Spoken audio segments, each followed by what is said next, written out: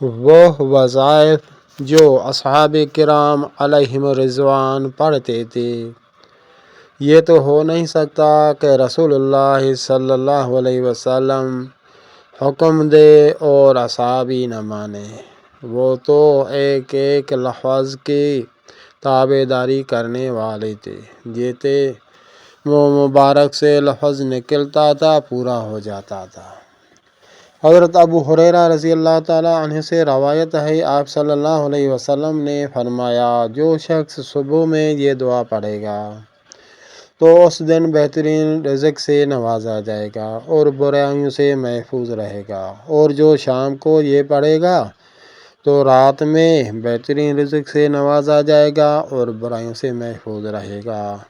وہ الفاظ مبارک یہ ہیں: ما شاء اللہ لا حول ولا قوة الا باللہ، اشہد ان اللہ علی کل شیء قدیر۔ ایک بار ہی کافی ہے، اگر زیادہ پڑھے تو انشاءاللہ تعالی زیادہ ثواب ملے گا، اللہ کا قرب حاصل ہوگا۔ اور 3 وظائف اور بھی ہیں، 2 یاسین شریف سے اور ایک حدیث شریف ہے سورۃ الواقعہ کے بارے میں، یہ بھی رزق کے بارے میں ہے۔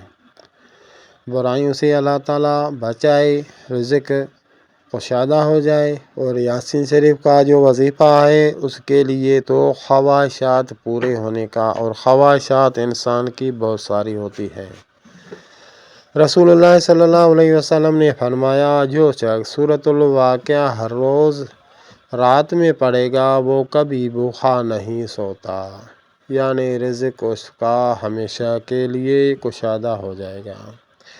رسول اللہ صلی اللہ علیہ وسلم نے فرمایا، آپ کو دنیا کی ضرورت ہے اور نہیں مل رہی، اور آپ کا کام بھی اسی کے سوا نہیں چل رہا، تو آپ یاسین شریف کیوں نہیں پڑھ رہے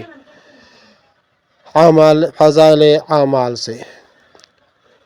اور ایک اور حدیث شریف ہے، رسول اللہ صلی اللہ علیہ وسلم نے فرمایا، جو شخص صبح کے وقت یاسین شریف پڑھے گا اس کی ساری خواہشات پوری کر دی جائے گی۔ اللہ تبارک و تعالی نصیب